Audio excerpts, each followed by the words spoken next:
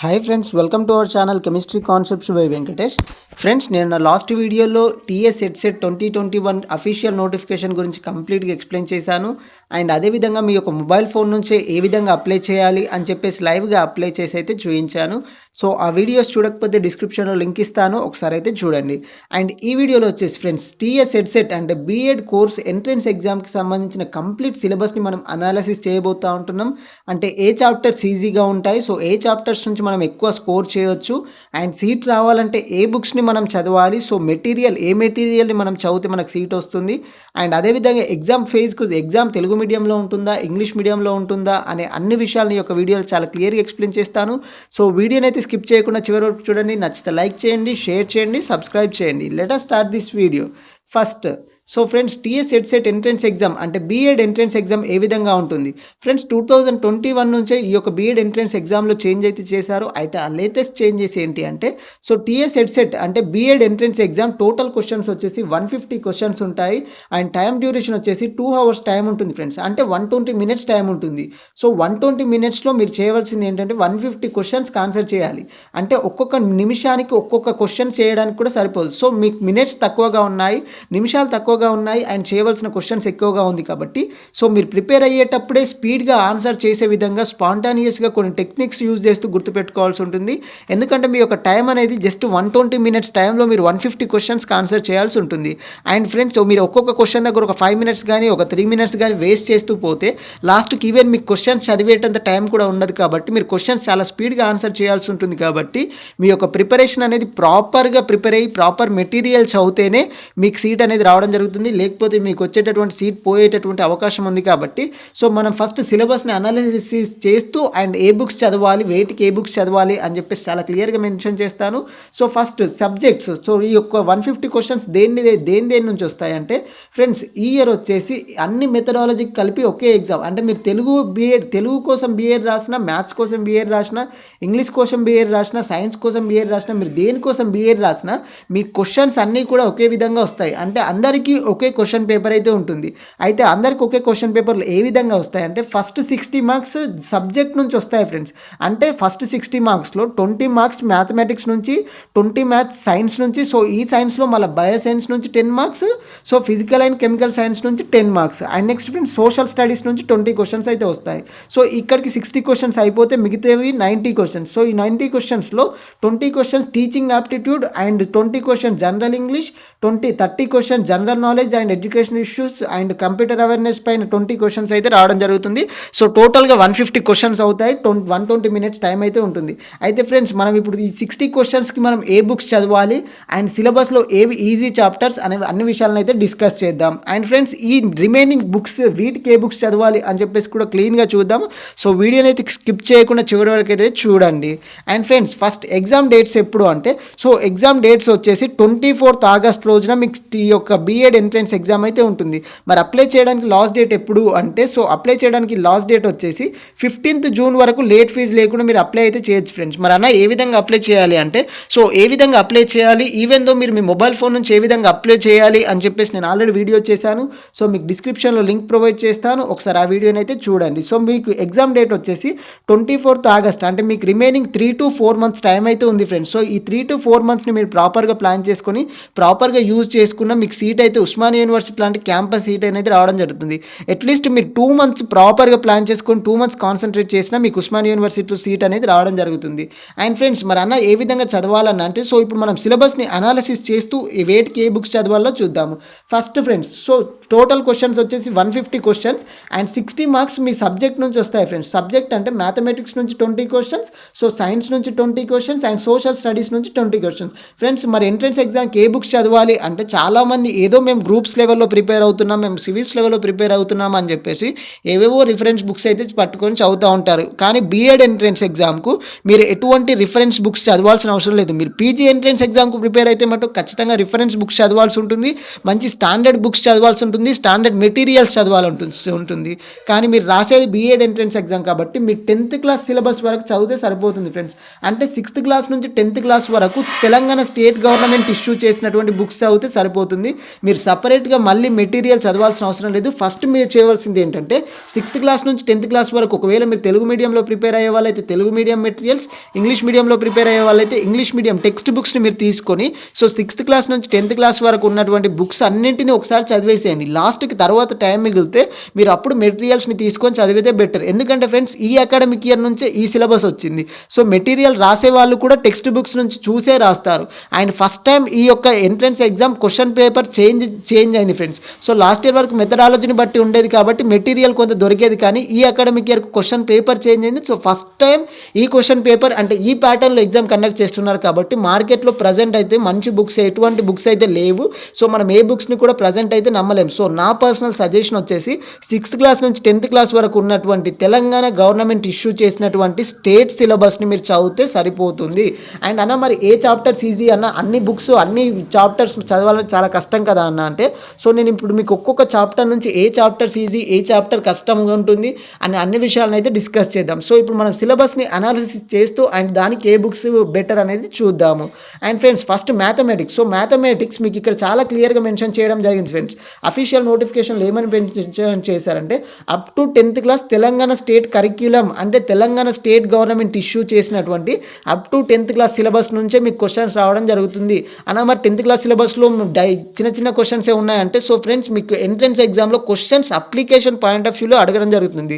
So అది ఏ విధంగా అనేది నేను ఇప్పుడు చూపిస్తాను. సో ఫస్ట్ మ్యాథమెటిక్స్లో వచ్చేసి ఫ్రెండ్స్ 7 చాప్టర్స్ ఉన్నాయి. సో మ్యాథమెటిక్స్లో మీ యొక్క ఎంట్రన్స్ ఎగ్జామ్కి వచ్చేసి 7 చాప్టర్స్ ఉన్నాయి. అండ్ సైన్స్లో వచ్చేసి 17 చాప్టర్స్ ఉన్నాయి, including biology, physics and chemistry మూడింటి నుంచి కలిపి 20 క్వశ్చన్స్ వస్తాయి. సో సైన్స్లో వచ్చేసి 17 అంటే 17 చాప్టర్స్ ఉన్నాయి. నెక్స్ట్ సోషల్ స్టడీస్లో 4 పార్ట్స్ ఉన్నాయి ఫ్రెండ్స్. ఈ ఒక్కొక్క పార్ట్ గురించి ఇప్పుడు మనం డిస్కస్ చేద్దాం. సో ఫస్ట్ మ్యాథమెటిక్స్లో వచ్చేసి ఫస్ట్ ఈ చాప్టర్ వచ్చేసి నంబర్ సిస్టమ్. మన నంబర్ సిస్టమ్ అన్న ఈజీగానే ఉంటుంది కదా అన్న, దీంట్లో స్పెషల్గా నేర్చుకోవాల్సింది ఏంటి అంటే ఫ్రెండ్స్ ఇక్కడ సిలబస్లో ఏమి ఇచ్చారు, fundamental operations plus minus into divided by squares. So ఇవి నేర్చుకుంటే సరిపోతుంది అన్నారు. కానీ ఎంట్రన్స్ ఎగ్జామ్లో అడిగేది ఏ విధంగా అడుగుతారంటే ఒకటి ప్లస్ ఇస్తారు, 1 + 2 - 3 డివైడెడ్ బై 2 అని ఇస్తారు. సో ఇటువంటి టైంలో ఫస్ట్ మనం డివైడెడ్ బై చేయన్నా, మైనస్ చేయన్నా, ప్లస్ చేయన్నా అనే విషయం తెలియాలి. సీరియల్గా ఇచ్చారు కదా అని సీరియల్గా చేయడానికి లేదు ఫ్రెండ్స్. ఇటువంటి టైంలో మీరు బోర్డ్ మాస్ రూల్ని అప్లై చేయాలి. సో బ్రాకెట్ ఫస్ట్, తర్వాత ఆఫ్, తర్వాత మల్టిప్లికేషన్, తర్వాత డివిజన్. సో ఈ విధంగా ఒక బోర్డ్ మాస్ రూల్ని అప్లై చేయాలి. సో మీరు నేర్చుకునేటప్పుడు ఆ విధంగా నేర్చుకోవాలి. మరి అన్న ఇది టెక్స్ట్ బుక్లో ఉంటుందని అంటే, సో టెక్స్ట్ బుక్లో మీకు బోర్డ్ మాస్ రూల్ అని చెప్పేసి రాదు మళ్ళీ సెపరేట్గా, కానీ అది మనం గుర్తుపెట్టుకొని అప్లై చేయాలి. సో మ్యాథ్స్లో మీరు చేయవలసిన కొన్ని ట్రిక్స్ అయితే నేర్చుకోండి ఫ్రెండ్స్. ట్రిక్స్ అంటే ఈజీగా గుర్తుంచుకోవడానికి కొన్ని ఫార్ములాస్ అయితే నేర్చుకోండి. ఎందుకంటే మీకు టైం 120 minutes టైం 150 క్వశ్చన్స్కి మీరు ఆన్సర్ చేయాల్సి ఉంటుంది. మీరు ఒక్కొక్క క్వశ్చన్ దగ్గర అట్లీస్ట్ 2 minutes టైం పెట్టినా మీరు even half of the questions అంటే 75 క్వశ్చన్స్ కూడా మీరు ఆన్సర్ చేయలేరు. కాబట్టి మీరు ఫార్ములాస్ అయితే స్ట్రాంగ్గా గుర్తుపెట్టుకొని and LCM, HCF. So 10th class వరకు ఫ్రెండ్స్ 6th క్లాస్ నుంచి 10th క్లాస్ వరకు ఉన్నటువంటి మ్యాథ్స్ బుక్స్ అన్నింటిని కూడా చదివేసేయండి. సో ఇవైతే చాలా easy friends. Number system, prime number అంటే ప్రధాన సంఖ్య, బేసి సంఖ్య, సరి సంఖ్య, సో ఇవి అనమాట. అండ్ కాసాగు, గాసాబా, సో ఇవన్నీ కూడా ఫ్రెండ్స్ బేసిక్సే ఉంటాయి. సో 6th క్లాస్ నుంచి 10th క్లాస్ వరకు ఇది ఒక నంబర్ సిస్టంలో సో ఇది నేర్చుకోండి అండ్ స్టేట్ సిలబస్ బుక్స్ని అయితే చదవండి. And next friends commercial mathematics. So profit and loss, time and distance, time and work. అంటే మీకు ఒకవేళ ఇప్పుడు మీరు మ్యాథ్స్ని పర్ఫెక్ట్గా నేర్చుకుంటే ఫ్రెండ్స్ మళ్ళీ మీరు కాంపిటేటివ్గా ప్రిపేర్ అయ్యే వాళ్ళైనా స్పెషల్గా నేర్చుకోవాల్సిన అవసరం లేదు. ఎందుకంటే మ్యాథ్స్ ఒక్కసారి నేర్చుకుంటే అది ఎన్ని సంవత్సరాలైనా మ్యాథ్స్ అయితే మారదు. కాబట్టి మీరు ఒక్కసారి మ్యాథ్స్ని పర్ఫెక్ట్గా నేర్చుకుంటే మీకు అదే మ్యాథ్స్ అనేది అన్నిటికీ యూజ్ అవుతుంది. ఈవెన్ మీరు ఈ యొక్క బీఎడ్ అయిన తర్వాత డిఎస్సి రాసేటప్పుడు కూడా మళ్ళీ మీకు ఇదే అర్థమెటిక్ రీజనింగ్ యూజ్ అవుతుంది. కాబట్టి సో నేర్చుకునేటప్పుడే ప్రాపర్గా నేర్చుకోండి. సో కమర్షియల్ మ్యాథమెటిక్స్ అంటే ఏం లేదు ఫ్రెండ్స్, అర్థమెటిక్ పార్ట్ అంతా కూడా కమర్షియల్ మ్యాథమెటిక్స్ కిందకే వస్తుంది. Time and loss, time and distance, so ఇవన్నీ కూడా దీంట్లోనే వస్తాయి. And next friends algebra. So ఆల్జిబ్రాకి సంబంధించి కూడా మీరు ఎటువంటి కంగారు పడాల్సిన అవసరం లేదు. సో జస్ట్ మీరు equations, operations, so degree and types of expressions, so ఇవన్నీ కూడా మీరు 6th క్లాస్ నుంచి 10th క్లాస్ మ్యాథమెటిక్స్ బుక్స్ చదివితే సరిపోతుంది. అండ్ నెక్స్ట్ ఫ్రెండ్స్ సో మెజరెన్స్ అంటే సర్కిల్ యొక్క ఏరియా ఎంత ఉంటుంది, ట్రయాంగిల్ యొక్క ఏరియా ఎంత ఉంటుంది, సో 120 degrees ట్రయాంగిల్ ఎట్లుంటుంది, 180 degrees ట్రయాంగిల్ ఎట్లుంటుంది, 90 degrees ట్రయాంగిల్ ఎట్లుంటుంది, ట్రిగోనోమెట్రీ ఫ్రెండ్స్. ట్రిగోనోమెట్రీ అంటే త్రికోణమితి. త్రికోణమితి. సో దీనికి సంబంధించి కూడా మీరు 10th క్లాస్ సిలబస్ వరకు చూసుకుంటే సరిపోతుంది. సో sin 0 ఎంత, sin 30 ఎంత, cos 30 ఎంత, tan 30 ఎంత, cosec 30 ఎంత, tan 30 ఎంత. సో ఈ విధంగా వాల్యూస్ని అయితే గుర్తుపెట్టుకోండి ఫ్రెండ్స్. సో మోస్ట్లీ అడిగే క్వశ్చన్స్ ఆ వాల్యూస్ పైన, పైథాగరస్ థీరం పైన క్వశ్చన్స్ వచ్చే అవకాశం ఉంది కాబట్టి సో వీటిని అయితే ఖచ్చితంగా గుర్తుపెట్టుకోండి. సైన్ నుంచి కాస్కి కన్వర్ట్ చేయడం ఎట్లా, కాస్ నుంచి టాన్కి కన్వర్ట్ చేయడం ఎట్లా, సో ఈ విషయాలను కూడా గుర్తుపెట్టుకోండి. సో ఇది ట్రిగోనోమెట్రీకి సంబంధించి. సో దీనికోసం కూడా మళ్ళీ మీరు బయట ఎటువంటి బుక్స్ కొనుక్కోవాల్సిన అవసరం లేదు. 6th క్లాస్ నుంచి 10th క్లాస్ టెక్స్ట్ బుక్స్ చదివితే సరిపోతుంది. నెక్స్ట్ డాటా హ్యాండ్లింగ్ ఫ్రెండ్స్, అంటే గ్రాఫ్స్ ఇచ్చి గ్రాఫ్స్ నుంచి ఇన్ఫర్మేషన్ రాయడం, గ్రాఫ్స్ నుంచి ఇప్పుడు ఫర్ ఎగ్జాంపుల్ వెన్ డయాగ్రామ్స్ ఇస్తారు. సో వెన్ డయాగ్రామ్ నుంచి మనం ఆన్సర్ని ఫైండ్ అవుట్ చేయడము, సో సెట్స్ కానీ అవన్నీ కూడా ఫ్రెండ్స్ గ్రాఫ్స్ ఇచ్చి గ్రాఫ్స్ నుంచి రాయడము.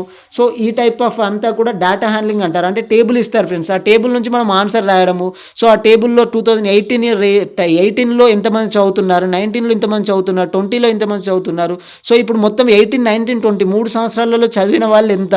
సో ఆ type of questions, so Venn diagrams, so ఇటువంటి క్వశ్చన్స్ అయితే వస్తాయి ఫ్రెండ్స్. సో డేటా హ్యాండ్లింగ్ అనేది చాలా ఈజీగా ఉంటుంది. ఒక్క మార్క్స్ కూడా మిస్ కాకుండా దీంట్లో ఆన్సర్ అయితే చేయొచ్చు. ఒకసారి అయితే చూసుకోండి. అండ్ నెక్స్ట్ ఫ్రెండ్స్, సో ఇవి 7 చాప్టర్స్ ఫ్రెండ్స్. సో 7 చాప్టర్స్ కూడా చాలా ఈజీగా ఉంటాయి ఫ్రెండ్స్. జస్ట్ 10th క్లాస్ వరకు మీరు ప్రాపర్గా చదువుకుంటే సరిపోతుంది. మీరు మరీ గ్రూప్స్ లెవెల్లో, సివిల్స్ లెవెల్లో, పీజీ ఎంట్రన్స్ లెవెల్లో కూడా ప్రిపేర్ కావాల్సిన అవసరం అయితే లేదు. అండ్ నెక్స్ట్ ఫ్రెండ్స్, ఇవి అయిన తర్వాత నెక్స్ట్ 20 క్వశ్చన్స్ వచ్చేసి so science questions. So science question నుంచి 20 క్వశ్చన్స్ వస్తాయి. మరి 20 క్వశ్చన్స్ ఏ విధంగా వస్తాయంటే బయాలజికల్ సైన్స్ నుంచి 10 క్వశ్చన్స్ వస్తాయి, ఫిజిక్స్ అండ్ కెమిస్ట్రీ రెండు కలిపి 10 క్వశ్చన్స్ వస్తాయి. సో మరి biological science and physical science, so మొత్తం ఓవరాల్గా సైన్స్లో వచ్చేసి 17 చాప్టర్స్ ఉన్నాయి. అన్న మరి 17 చాప్టర్స్ మరీ అంత ఎక్కువ చదవాలా అంటే ఫ్రెండ్స్ మీరు చదవాల్సిన అవసరం లేదు. జస్ట్ మీరు ఇవన్నీ కూడా చదివినవే. నేను మరీ చెప్తా ఉన్నాను, మీరు ఇవన్నీ కూడా చదివినవే. జస్ట్ ఒక్కసారి మీరు బుక్స్ని ఫస్ట్ 6th క్లాస్ నుంచి 10th క్లాస్ వరకు చూడండి చాలు. సో ఇదంతా కూడా మీరు చదువుకొని వచ్చిందే, మీరు మళ్ళీ స్పెషల్గా కొత్తది ఏమీ నేర్చుకోవట్లేదు. మీరంతా చదివిందే కాబట్టి 6th క్లాస్ నుంచి 10th క్లాస్ వరకు మళ్ళీ ఒకసారి స్పెషల్గా చూస్తే సరిపోతుంది. మీకు ఇక్కడ సిలబస్ చూస్తేనే అర్థమవుతుంది ఫ్రెండ్స్. సో ఫుడ్ ఫ్యాట్స్ అంటే ఏంటి, విటమిన్స్ ఫ్రెండ్స్, విటమిన్స్ నుంచి క్వశ్చన్స్ వచ్చే అవకాశం అయితే ఉంది. సో విటమిన్ బి ఉంటుంది. సో విటమిన్ B2, B3 కానీ విటమిన్ సి దాని యొక్క సైంటిఫిక్ నేమ్ ఏంటి, అండ్ దాని దేంట్లో అది ఎక్కువగా ఉంటుంది, సో దాని సోర్సెస్ ఏంటి, ఎగ్గులో ఏ విటమిన్ ఉంటుంది, సో ఆకుకూరలలో ఏ విటమిన్ ఉంటుంది, వెజిటేబుల్స్లో ఏ విటమిన్ ఉంటుంది. సో ఇటువంటి క్వశ్చన్స్ మీరు గుర్తుపెట్టుకోండి ఫ్రెండ్స్. మీరు విటమిన్ అన్న నాకు విటమిన్ తెలుసన్నా అంటే సరిపోదు. సో దానికి సంబంధించిన ఎగ్జాంపుల్స్ని గుర్తుపెట్టుకోవడం అనేది చాలా important. So 10th class books వరకు ఏ విటమిన్స్ గురించి అయితే మెన్షన్ చేశారో అవన్నీ కూడా గుర్తుపెట్టుకోండి friends. 8th class syllabus, 9th class సిలబస్లోనైతే ఈ యొక్క విటమిన్స్ చాప్టర్ ఉంది. నేను ఆల్రెడీ రీసెంట్గా నవోదయ వాళ్ళకి, సో ఈ యొక్క 10th క్లాస్ నవోదయ వాళ్ళకి కోచింగ్ చెప్పడం జరిగింది. సో ఆ కోచింగ్లో నేను ఈ యొక్క సైన్స్ బుక్ మొత్తం చదివాను, బయో సైన్స్, ఫిజిక్స్, కెమిస్ట్రీ. చాలా ఈజీగా ఉంటుంది ఫ్రెండ్స్. జస్ట్ మీరు ఒక 1 వీక్ దీనిపైన కాన్సన్ట్రేట్ చేస్తే మీకు ఒక్క మార్క్ కూడా మిస్ కాకుండా ఆన్సర్ అయితే చేయవచ్చు. And next friends, living organism, so cell structures, so cell structure గురించి కానీ, కణ నిర్మాణాలు అంటారు, సో కణాల గురించి కానీ, హ్యూమన్ బాడీ గురించి కానీ, సో వీటి గురించి నేర్చుకోండి ఫ్రెండ్స్. అండ్ మైక్రో ఆర్గానిజమ్స్ గురించి కానీ, సో ఇవన్నీ నేర్చుకోండి. And life process friends, human nerve system అంటే నరాల గురించి కానీ, సో మీరు నరాల గురించి అని చెప్పేసి మళ్ళీ నర్వ్ సిస్టమ్ అని చెప్పేసి మీరు మరీ MBBS లెవెల్స్లో చదవాల్సిన అవసరం లేదు.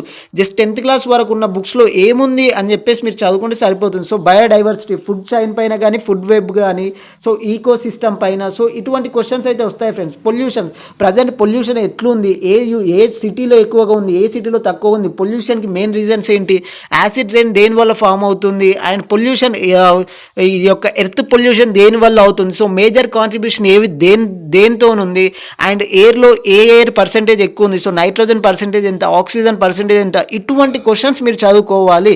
సో ఆ పర్సంటేజ్లను మీరు గుర్తుపెట్టుకోవాల్సి ఉంటుంది ఎంట్రెన్స్లో. And next friends, materials, so acids, basics, మెటీరియల్స్ని రీసైకిల్ ఎట్లా చేయొచ్చు, అండ్ రీయూజ్ చేసి ఎట్లా చేయొచ్చు, అండ్ యూజెస్ ఆఫ్ మెటీరియల్స్ ఏంటి, మెటల్స్ అంటే ఏంటి, నాన్ మెటల్స్ అంటే ఏంటి అనేవి గుర్తుపెట్టుకోండి ఫ్రెండ్స్. సో ఇది నెక్స్ట్ ఫ్రెండ్స్, లైట్, సో లైట్లో విబ్జిఆర్ అంటే ఏంటి, అండ్ హ్యూమన్ ఐ గురించి అయితే ఖచ్చితంగా క్వశ్చన్ వచ్చే ఛాన్స్ అయితే ఉంది ఫ్రెండ్స్. సో హ్యూమన్ ఐ గురించి కూడా ఖచ్చితంగా గుర్తుపెట్టుకోండి. అండ్ కాన్వెక్స్ మిర్రర్ ఎప్పుడు యూజ్ చేస్తాం, కాన్వెక్స్ మిర్రర్స్ ఎప్పుడు యూజ్ చేస్తాము, సో షాడోస్ ఎట్లా ఫామ్ అవుతాయి, అండ్ లైట్ యొక్క నేచర్ ఏంటి, సో రిఫ్రాక్షను, రిఫ్లెక్షను, పరివర్తనము, సో ఇటువంటి డిఫరెంట్ అయితే గుర్తుపెట్టుకోండి ఫ్రెండ్స్. డైఫ్రాక్షన్ అంటే ఏంటి, సో లైట్ యొక్క స్పీడ్ ఎంత, శూన్యంలో స్పీడ్ ఎంత, మామూలు మెటల్ ఉన్నప్పుడు స్పీడ్ ఎంత, సో ఇటువంటి క్వశ్చన్స్ మీరు గుర్తుపెట్టుకోవడానికి ప్రయత్నం అయితే చేయండి. అండ్ ఎలక్ట్రో మ్యాగ్నెటిజం, సో మ్యాగ్నెటిజంలో పారామ్యాగ్నెట్ ఏంటి, ఫెర్రో మ్యాగ్నెట్ ఏంటి, డయామ్యాగ్నెట్ ఏంటి, వాటికి ఎగ్జాంపుల్స్ ఏంటి. అండ్ నెక్స్ట్ ఫ్రెండ్స్ కరెంట్లో సింబల్స్, సో సర్క్యూట్లో సింబల్స్, సో రెసిస్టెన్స్ సింబల్ ఏ విధంగా ఉంటుంది, సో కరెంట్ని మనం దేంట్లో మెజర్ చేస్తాం. సో ఈ టైప్ ఆఫ్ క్వశ్చన్స్ మీరు చదువుకుంటే సరిపోతుంది. అది కూడా 10th క్లాస్ వరకు చదువుకుంటే సరిపోతుంది. సో హీట్ అన్న థర్మోడైనమిక్స్ అని ఒకటే ఫ్రెండ్స్. సో థర్మోడైనమిక్స్లో ఎక్స్టెన్సివ్ ప్రాపర్టీస్ ఏంటి, ఇంటెన్సివ్ ప్రాపర్టీస్ ఏంటి, థర్మోడైనమిక్స్ లాస్ ఏంటి, so first law of thermodynamic ఏంటి, సెకండ్ లా ఆఫ్ థర్మోడైనమిక్స్ ఏంటి. అండ్ ఫ్రెండ్స్ ఇక్కడ కండెన్సేషన్, సో కండెన్సేషన్ అంటే దేని నుంచి దేనికి కన్వర్ట్ అయితే కండెన్సేషన్. ఫర్ ఎగ్జాంపుల్ సాలిడ్ నుంచి లిక్విడ్ కన్వర్ట్ అయింది, దాన్ని ఏమంటాము. లిక్విడ్ నుంచి వేపర్ కన్వర్ట్ అయింది, దాన్ని ఏమంటాము. వేపర్ నుంచి మళ్ళీ సాలిడ్ వస్తే దాన్ని ఏమంటాము. సో ఐస్ సిస్టమ్ ఏ విధంగా ఉంటుంది, ఐస్ సాలిడ్ నుంచి లిక్విడ్గా కన్వర్ట్ అయితే దాన్ని ఏమంటాం. సో ఇటువంటి క్వశ్చన్స్ని మీరు గుర్తుపెట్టుకోండి.